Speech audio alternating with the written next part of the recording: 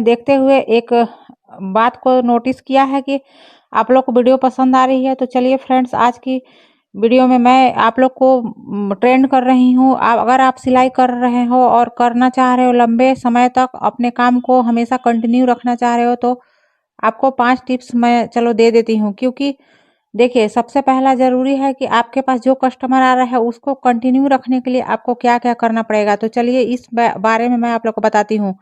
तो सबसे पहले दोस्तों, आपको कस्टमर से तो अच्छे से बात करना ही है, वो तो सब कोई जानता है। बट आपको सबसे पहली बात कि कस्टमर के जो भी डिज़ाइंस हैं वो आपको पूरा बना कर देना होगा।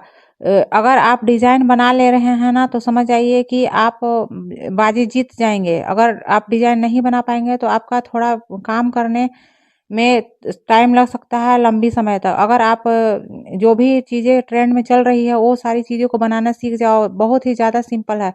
यूट्यूब ओपन कीजिए और अपना जो भी इंक्वायरी है आपके कस्टमर का, वो सारा कुछ उस पे सीख लीजिए। और उसके सीखने के लिए डायरेक्ट आपको कस्टमर के कपड़े नहीं यूज करने हैं। क्योंकि मैं बता दे रही हूँ फ्रेंड्स, सिलाई में फिनिशिंग ही सबसे बड़ा चीज़ होती है कि कस्टमर आपसे कनेक्ट हो पाते हैं। और इसलिए मैं आपको बता रही हूँ कि सबसे पहले उसको अपने कपड़े पे यूज करना है, उसके बाद आपको अच्छे से सीख लेना है, तभी आपको कस्टमर के कपड़े पे अप्लाई करना है। और दूसरी बात फ्रेंड्स कि आपको कस्टमर से अच्छे से समझ लेना है। पैसे के लिए बात तो कर ही लेना, क्योंकि आप लोग को मैं पहले ही वीडियो में बताई हूँ। और तीसरी बात कि फ्रेंड्स, सबसे पहले आपको टाइम से देना होगा। और कस्टमर को अगर आपके पास अगर अर्जेंट में लेकर आ रहे हैं तो उनके कपड़े ऐसा नहीं करना है कि उनका कपड़ा नहीं बना कर देना है, बनाना है, बट उसके लिए थोड़ा आपको चार्ज करना है। क्योंकि देखिए, जब लगन का टाइम होता है, जब आपके पास सीजन का टाइम होता है, तो आपके पास बहुत सारे कपड़े रखे होते होंगे। तो ऐसा भी नहीं है कि किसी का कपड़ा सिलने के चक्कर में किसी का आप लेट करके आप इधर मतलब कस्टमर को कनेक्ट कीजिए। कनेक्ट करने के लिए करना है, बट उसके लिए आपको थोड़ा सा रेट बढ़ाना है इमरजेंसी के कपड़े में। तो इमरजेंसी के कपड़े सिलने के लिए आपको थोड़ा सा स्ट्रिक्ट बनना ही पड़ेगा, तभी कस्टमर लोग भी समझेंगे कि इमरजेंसी के कपड़े सिलवाने में थोड़ा पैसे ज़्यादा लगते हैं। इस तरीके से आपने काम को कंटिन्यू रखने के लिए ये सब चीज़ों को ध्यान देना है, और कस्टमर तभी आपके पास दोबारा आएंगे। दोबारा कस्टमर लाने के लिए यही बेस्ट तरीका है कि आपको उनके समय पे काम करके देना है। और दूसरी की डिज़ाइन आपको ज़रूरी है सीखना। डिज़ाइन अगर आप अब नहीं सीख पाएंगे तो आपको कम चांस है कि आप सिलाई में सक्सेस हो पाएंगे। सिलाई में सक्सेस होने के लिए सबसे बड़ा आपको अपना जो भी आपके पास हुनर है वो आपको दिखाना होगा, तभी आपसे कनेक्ट हो पाएंगे कस्टमर। यही इसका आसान तरीका है सिलाई में सक्सेस होने का। तो आपको मैं कुछ चीज़ों को बता दी और कुछ चीज़ें बाकी है, तो आप लोग वीडियो में बने रहिए। तो फ्रेंड्स, तब तक आप एक लाइक जरूर कर दीजिए और एक कमेंट भी प्यारा सा कर ही दीजिएगा। तो चलिए मैं बताती हूँ दोस्तों। सपोज दैट अगर आप किसी भी मॉल या किसी भी कपड़े के शॉप में जाते हैं, तो सबसे पहले आप क्या देखते हैं? उसका फिनिशिंग देखते हैं। आपका अगर उसका फिनिशिंग अच्छा लगता होगा तभी तो आप उसको ट्रायल रूम में जाते होंगे ट्राई करने। सबसे पहले देखने में कपड़ा अच्छा होना चाहिए, फिटिंग तो बाद में आती है दोस्तों। फिटिंग 19-20 होगा तो चलेगा, क्योंकि फिट देखिए, अगर थोड़ा लूज होगा तो उसको आप बाद में फिटिंग कर सकते हैं, बट टाइट नहीं होना चाहिए। कपड़े ज़्यादा फिट नहीं आना चाहिए, भले ही लूज हो जाए ये चलेगा।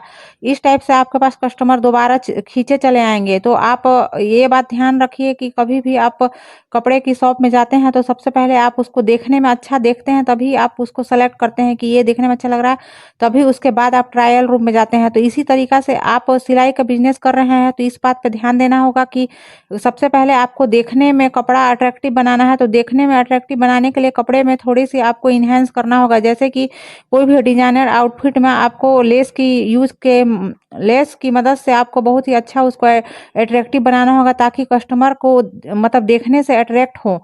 और किसी भी चीज़ को इन्हेंस करने के लिए आपको उसमें मटेरियल लगाने की नीड होगी। तो आपको स्टार्ट में ये सब करना पड़ेगा। ये नहीं सोचना होगा कि कस्टमर मतलब मेरे पास को इतना पैसा नहीं दे रहे हैं तो हम इसको नहीं लगाएंगे। नहीं, बिल्कुल नहीं ऐसा करना है। आपको अगर 10 रुपये आपको पैकेट से लगाना पड़ेगा, आपका थोड़ा नुकसान भी हो जाएगा तब भी चलेगा, कोई इसमें बुराई नहीं है। अगर आप 10 रुपया लगाकर आप उसमें 50 रुपया कमाने की कैपेसिटी रखते हैं, तभी तो आपका ये हुनर काम देगा। और हुनर किस बात का, जब आपको 10 से 50 करने ही नहीं आया। तो जिस लोग में हुनर रहता है ना, तो वो लोग इस काम को अपनी मेहनत और अपने दिमाग के यूज करके अच्छे से इसको सफल बना ही लेते हैं किसी भी काम में। तो इस टाइप से आपको करना है। ये बात आप हमेशा याद रखिएगा कि आपको कुछ पैसे लगाने पड़ेंगे, तभी उन उसके बदले में आपको कुछ पैसे प्रॉफिट के रूप में मिलते हैं। तो इस काम से बिल्कुल भी ना कतराइए कि आप किसी भी चीज़ में मटेरियल लगाने से डरे। तो मटेरियल लगाने से देखिए कपड़ा इन्हेंस तो होता ही है, बट आपका माउथ पब्लिशिंग होती है, आपके मुँह से प्रचार होता है, आपके कस्टमर के पास आपके पास जो कस्टमर आते हैं वो कस्टमर जाके आपके आपके बारे में 2 लोग से बात करेंगे, तभी आपका कुछ हो पाएगा। कितना भी आप प्रचार कर लीजिए, कितना भी लिखवा लीजिए, टांग लीजिए, बैनर लगवा लीजिए, उससे कुछ नहीं होने वाला है। क्योंकि वो सब देखिए पढ़ने के लिए ठीक है, लेकिन अगर कोई किसी के बारे में बताता है कि वहाँ पे एक मैम है, वो अच्छा सिलाई करती हैं, या फिर मैं करवाई हूँ वहाँ पे बहुत ही अच्छा सिलाई होता है, तो उसके कहने के बाद ही आपके पास कस्टमर आएंगे, और वो ज़्यादा अच्छा रहता है। क्योंकि देखिए आजकल माउथ पब्लिशिंग होना बहुत ज़रूरी है। तो देखिए इस टाइप दोस्तों, से कहने करके के लिए आप तो अपने आपको बुटीक को बहुत रन सारे लोग मिल जाएंगे, बट आपको इतना आसानी से कोई नहीं बताएगा।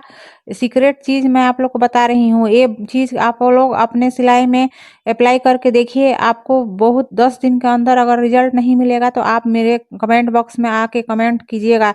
जो जो मैं आपको टिप्स दे रही हूँ ना, वो ज़रूर एक बार आप ट्राई कीजिए अपने बुटीक में, या फिर ऐसा भी सिलाई करते हैं, कहीं पे सिलाई करते हैं, उससे कोई मतलब नहीं है, लेकिन आप इस चीज़ को फॉलो करके देखिए और मुझे एक कमेंट जरूर कीजिएगा। अगर आपके काम में सक्सेस हुआ तो, आपके काम में प्रोग्रेस हुआ तो, आपको प्रॉफिट मिला तो। सबसे पहली बात कि आपको कपड़े उनको डिजाइन वाले करके रेडी करना शुरू कर दीजिए, और दूसरी बात कि मटेरियल को लगाना शुरू कर दीजिए। कोई भी ब्लाउज में, कोई भी डिजाइनर आउटफिट में आप अपने तरीके से उसको इन्हेंस कीजिए। कस्टमर का वेट मत कीजिए कि कस्टमर को कैसा अच्छा लगे कैसा नहीं। अगर कोई भी डिजाइनर कपड़े हैं ना, तो उसको आप अपने तरीके से अच्छा बना कर दीजिए, तभी आपके पास कस्टमर कनेक्ट हो पाएंगे। और ये चीज़ करके देखिए। तो इसका फाइनल लुक मैं आपको आगे दिखाऊंगी। बहुत ही प्यारा लुक मैं इसको दी हूँ। तो फ्रेंड्स, मैं भी क्या की हूँ ना कि प्लेन ब्लाउज है ना, तो उसको लास्ट में मैं लेस से इन्हेंस कर दी हूँ, और उसमें बैकलेस है तो उसमें नेट लगा दी हूँ बैकलेस में पीछे में। तो इससे ना कस्टमर खुश हो जाएंगे। और आजकल लोगों को क्या चाहिए, डिजाइन ही तो चाहिए। तो इस तरीके से मैं अपने कस्टमर को कनेक्ट करती हूँ, और ये हमेशा से इसी टाइप से मेरा चलता आ रहा है, और कस्टमर को पसंद भी आता है। अगर पैसे शुरू में देने में तो किचकिचाएंगे, बट इससे आपको डरना नहीं है। इससे आपका ही प्रॉफिट होने वाला। एक तो आप डिजाइन बना लेंगे, दूसरा नंबर की आपकी फिनिशिंग अच्छी होगी, और तीसरा नंबर की आपके पास अब कस्टमर कनेक्ट होते जाएंगे। तो यहाँ पे आप देख सकते हैं कि ये मेरे पास लेस बची हुई थी, इसको मैंने अच्छे से इसको इसमें लगा दिया है, और पीछे में नेट की हेल्प से मैं बैकलेस डिजाइन बनाई हूँ। ये कस्टमर को बहुत ज़्यादा अट्रैक्ट करेगा, इसलिए मैं इसको लगाई हूँ। कस्टमर देखेगा तो पहले ही खुश हो जाएगा कि इतना अच्छा लेस लगा दी है बिना कहे। तो इसी टाइप से ये सीक्रेट ट्रिक्स आपको कोई नहीं देगा। मेरा एक्सपीरियंस है, इसलिए मैं आप लोग को आगे बढ़ाना चाहती हूँ। सेल्फ डिपेंडेंट बनाना चाहती हूँ। हर लड़की को मैं आगे बनाना चाहती हूँ। और लड़कियों, अगर आप लोग किसी चीज़ में बिजी हैं, कोई भी टाइम पास कर रही हैं, तो आप लोग ये सब मत कीजिए। शादी के बाद आपको सेल्फ डिपेंडेंट ही आपको मजबूत बनाएगा, स्ट्रॉन्ग बनाएगा। अगर आप आज समय खो देंगी ना, तो कल आपको कोई हेल्प नहीं करने आएगा, 1 रुपया आपको कोई मदद नहीं करेगा, और करेगा भी ना तो 10 बार सुनाएगा कि हम ये चीज़ किए, वे चीज़ किए। इससे अच्छा कि आप अपने काम पे ध्यान दीजिए।